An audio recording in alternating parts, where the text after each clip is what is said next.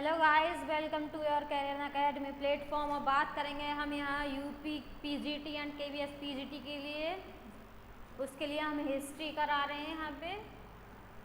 तो हिस्ट्री में मैंने पहले वैदिक पीरियड करा दिया है, ठीक है। तो वैदिक पीरियड करा दिया, उससे कोई प्रॉब्लम नहीं है फ्रेंड। जो आज मैं बात करूँगी उसकी बात करूँगी मैं। अगर आपको सीक्वेंस में हमारा सिलेबस चाहिए, मतलब कोर्स चाहिए, तो आप हमें कांटेक्ट कर सकते हैं या फिर हमारा चैनल सब्सक्राइब कर सकते हैं या फिर गूगल प्ले स्टोर में जाकर हमारा ऐप डाउनलोड कर सकते हैं, राइट। तो आज बात करेंगे हम किसकी, इंडस वैली सिविलाइजेशन की। इंडस वैली सिविलाइजेशन की बात करेंगे, सिंधु घाटी सभ्यता की, ठीक है। इसे हड़प्पा सभ्यता के नाम से भी जाना जाता है, ठीक है। हड़प्पा सिविलाइजेशन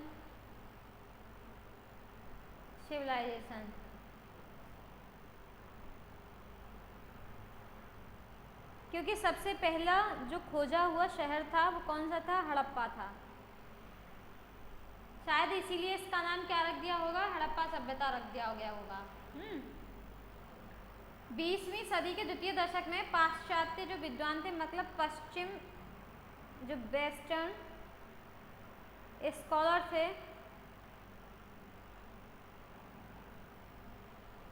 उनका ऐसा मानना था कि ईसा पूर्व 326 के पहले भारत में कोई सभ्यता नहीं थी, मतलब कोई सिविलाइजेशन नहीं थी। लेकिन दयाराम साहनी और राखाल दास बनर्जी ये किसकी खोज करते हैं, हड़प्पा और मोहनजोदड़ो की खोज करते हैं। हड़प्पा कहाँ था,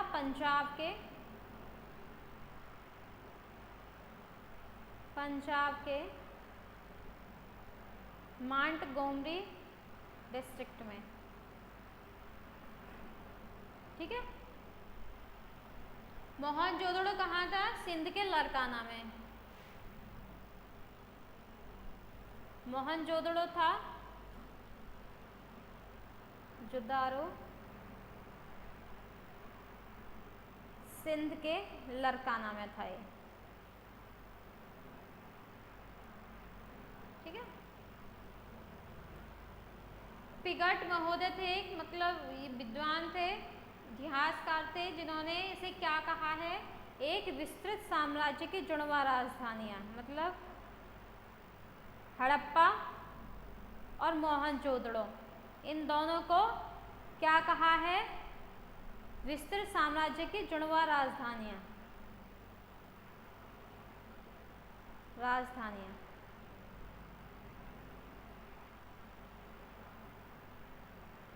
ठीक है।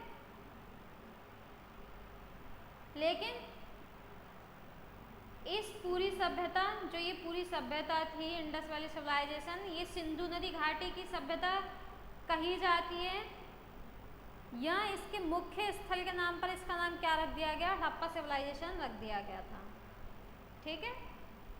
लेकिन सिंधु घाटी की जो सभ्यता है वो मेसोपोटामिया तथा मिस्र की सभ्यताओं के समकालीन होते हुए भी, मतलब उनके समकालीन मानी जाती है ये मेसोपोटामिया की सभ्यता। और किसकी, मिस्र की, उसके समकालीन मानी जाती है, ठीक है। लेकिन फिर भी क्या थी, कई आधारों पर उससे क्या थी, भिन्न थी, अलग थी।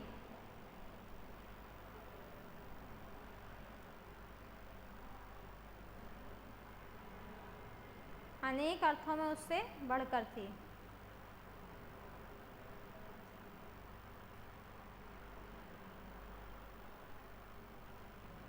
ठीक है।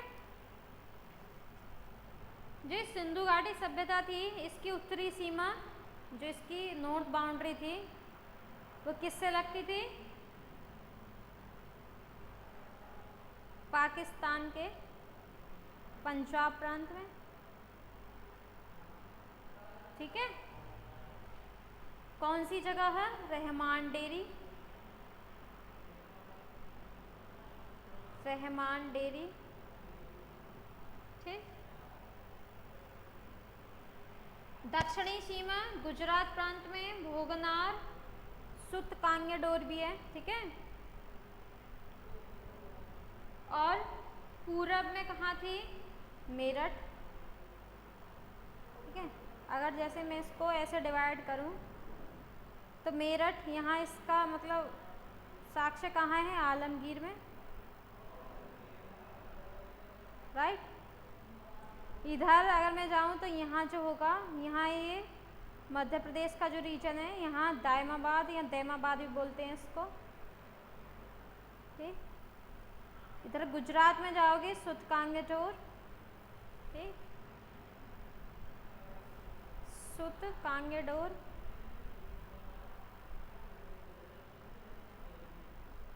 यहाँ है मांडा, जम्मू कश्मीर में। ठीक। तो ये ईस्ट वेस्ट नॉर्थ साउथ इसकी सीमाएं थी। अब बात करते हैं इसकी उत्पत्ति की। इसकी उत्पत्ति कैसे हुई?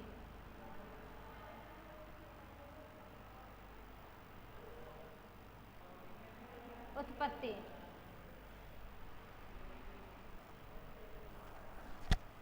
इतनी बड़ी सभ्यता थी, ठीक है, बड़ी सिविलाइजेशन थी,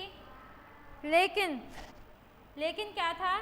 इसके मतलब जो वजूद है, जो इसका उद्भव है, इसका विकास है, इसके संबंध में विद्वानों में क्या है? आपस में मतभेद हैं। कोई कुछ कहता है, कोई कुछ कहता है। राइट। सिंधु सभ्यता वैदिक सभ्यता से कैसे अलग थी? सिंधु सभ्यता जो मानी गई है वो नगरीय सभ्यता मानी गई, जबकि वैदिक को क्या मान लिया गया? ग्रामीण मान लिया गया है। लेकिन ना तो वैदिक सभ्यता पूर्णतः ग्रामीण थी और ना ही सिंधु सभ्यता पूर्णतः क्या थी? शहरी थी। ठीक है।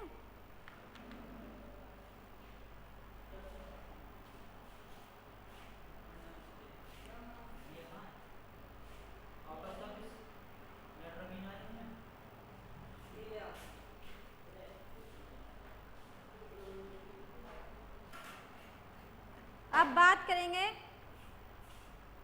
सैंधव स्थल की। कुछ सैंधव स्थल हैं। लोथल,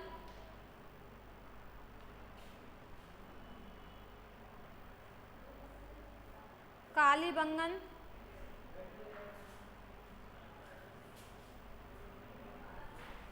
जहाँ से क्या हुआ है? यज्ञ वेदियाँ मिली हैं।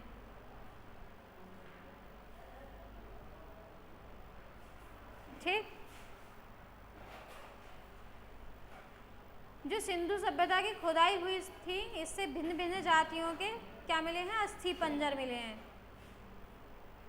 ठीक है। इनमें कौन कौन थे? प्रोटो ऑस्ट्रलॉइड थे,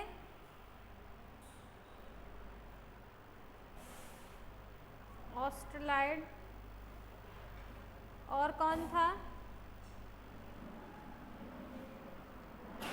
भूमध्य सागरीय थे।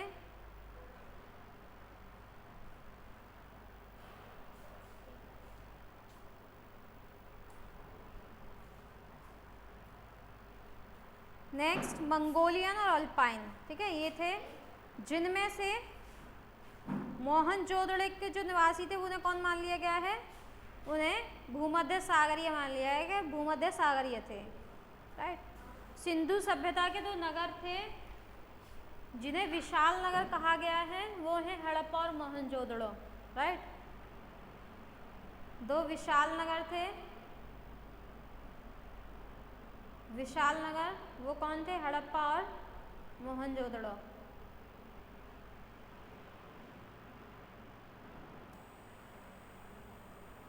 मोहनजोदड़ो। अब बात करेंगे यहाँ से क्या क्या मिला है।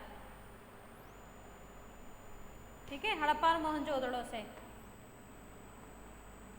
ये मैं बता चुकी थी कि हड़प्पा पाकिस्तान के पंजाब प्रांत में है। ठीक है। मोहनजोदड़ो कहाँ है?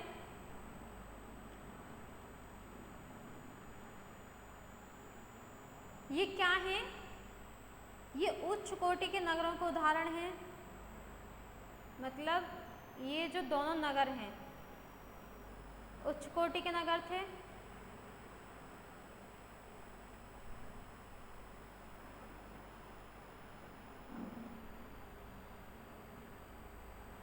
ठीक है,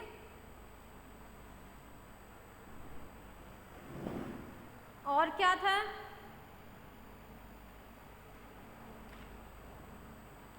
जो हड़प्पा अवशेष मिले हैं उनमें क्या क्या मिला है? दुर्ग मिले हैं, दुर्ग, रक्षा प्राचीर मिली हैं। रक्षा प्राचीर मतलब रक्षा के लिए जो दुर्गीकरण करवा देते थे, चारों तरफ से बाउंड्री करा देना। प्राचीर, सॉरी गलत लिख गया है, प्राचीर। ठीक, निवास गृह, चबूतरे, अन्नागार ये सब मिले हैं वहां से। 18 गोल चबूतरे मिले हैं। और जो सर्वप्रथम खोज की गई थी राखालदास बनर्जी के द्वारा 1922 में की गई। और मोहनजोदड़ो का मतलब क्या होता है? मोहनजोदड़ो का मतलब होता है मृतकों का टीला, सिंधी भाषा में। ठीक है, मृतकों का टीला।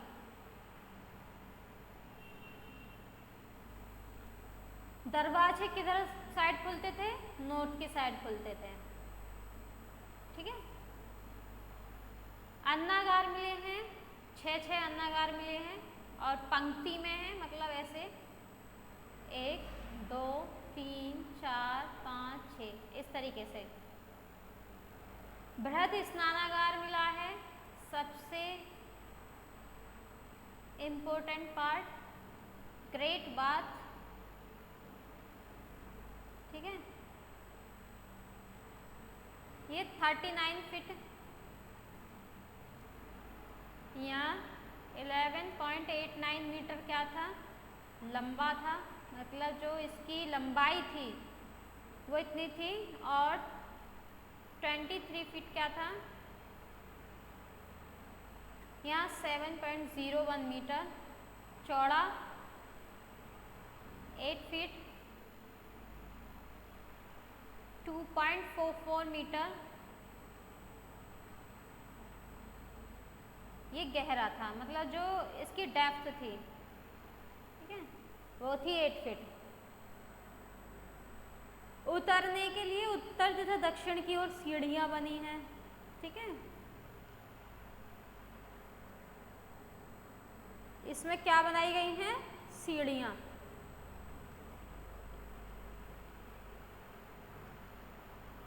और जलाशय की फर्श पक्की ईंटों की बनी है। ठीक है, जो फर्श बनाई गई है उसकी, वो किससे बनाई गई है? ईंटों से बनाई गई है। फर्श तथा दीवार की जुड़ाई, मतलब जैसे फर्श बनाया, ये दीवार बनाई, तो इसकी इन्हें जो जोड़ा गया है वो किससे जोड़ा गया है? जिप्सम से। ठीक है, और बिटुमिन का क्या किया गया है? बिटुमिन का 1 इंच मोटा परत चढ़ाया गया है, मतलब प्लास्टर जिसे बोल देते हैं। और ऐसा माना जाता है कि जो ग्रेट बाथ था इसका धार्मिक आयोजन में इसका प्रयोग किया जाता होगा। धार्मिक जो अवसर होते थे, धार्मिक समारोह होते थे, उनमें इसका प्रयोग किया जाता होगा। ठीक है, यहाँ जब मतलब कोई फंक्शन हुआ, मतलब कोई समारोह हुआ, तो यहाँ लोग इकट्ठे होकर यहाँ नहाने आते होंगे, इस तरीके से माना जाता है। अन्नागार मिले हैं, तो अन्नागार कहाँ मिले हैं? अन्नागार मतलब ग्रेनरी, ग्रेनरी।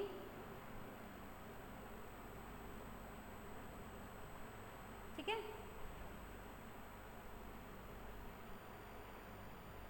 ये जो बाथ था उसके पश्चिम में, मतलब उसके वेस्ट में मिले हैं। और कितने ऊंचे चबूतरे पर हैं? 1.52 मीटर ऊंचे चबूतरे पर एक भवन मिला है।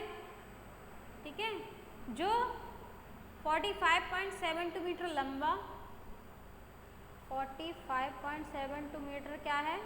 लंबा है और 22.86 मीटर क्या है, चौड़ा है। ठीक है, और इसमें क्या है, ईंटों के बने हुए 27 प्रकोष्ठ मिले हैं, मतलब कमरे से बने मिले हैं। ठीक है, और इसे हीलर ने क्या बता दिया है कि ये ग्रेनरी है ना, मतलब अन्नागार है। बात करेंगे पुरोहित आवास की।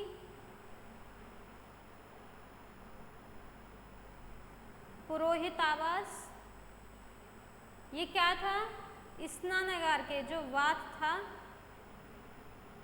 उसके उत्तर पूर्व में, मतलब नॉर्थ ईस्ट में एक विशाल भवन मिला है। स्नानागार से मतलब स्नानागार के पास बना हुआ है, इसीलिए ऐसा मान लिया गया है कि यहाँ जो पुरोहित थे वो अपने सहयोगियों के साथ, अपने परिवार के साथ यहाँ निवास करता था। ठीक, अब नेक्स्ट बात करेंगे सभा भवन की। सभा भवन मतलब जहाँ सभाएं होती थी। सभा भवन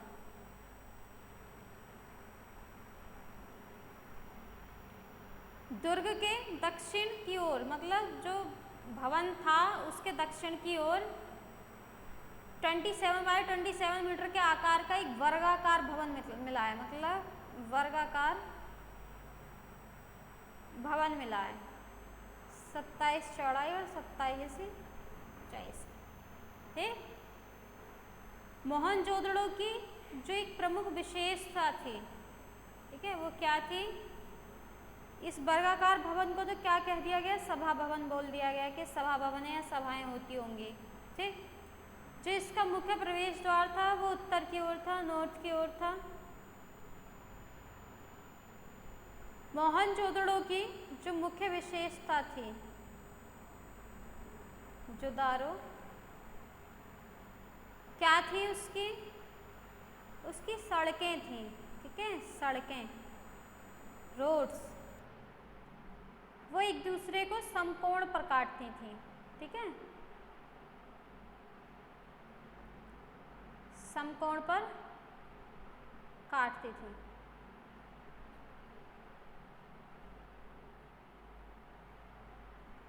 नगर में नालियों की सुंदर व्यवस्था थी, जो नालियां होती हैं। ड्रेनेज सिस्टम, मतलब ड्रेनेज सिस्टम बहुत अच्छा था। छोटी छोटी जो नालियां थी उन्हें बड़ी नाली से जोड़ दिया गया और बड़ी नाली को एक सार्वजनिक नाले से जोड़ दिया गया था।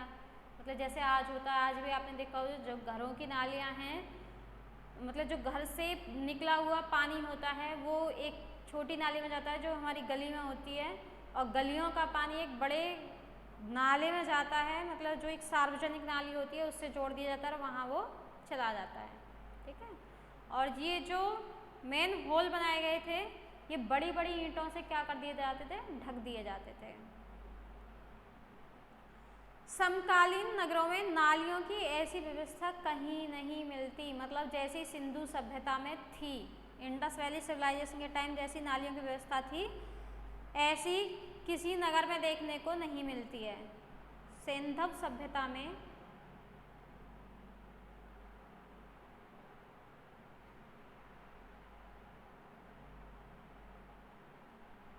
भवन कितने प्रकार के होते थे, 3 प्रकार के। कौन कौन से, निवास गृह, निवास गृह, विशाल भवन जहाँ सभाएं होती होंगी, सार्वजनिक स्नानागार।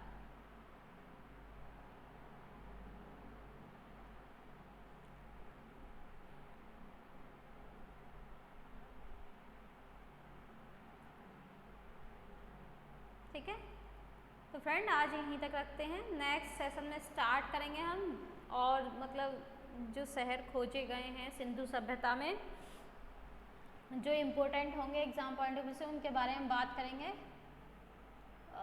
तब तक के लिए चैनल को लाइक करिए, सब्सक्राइब करिए, शेयर करिए अपने फ्रेंड के साथ, ठीक है। और अगर हमारा कंप्लीट कोर्स चाहिए तो हमें कांटेक्ट कर सकते हैं या हमारे ऐप को डाउनलोड कर सकते हैं प्ले स्टोर में जाकर। तो आई होप आपको ये वीडियो पसंद आई होगी। Thank you so much, bye bye, take care.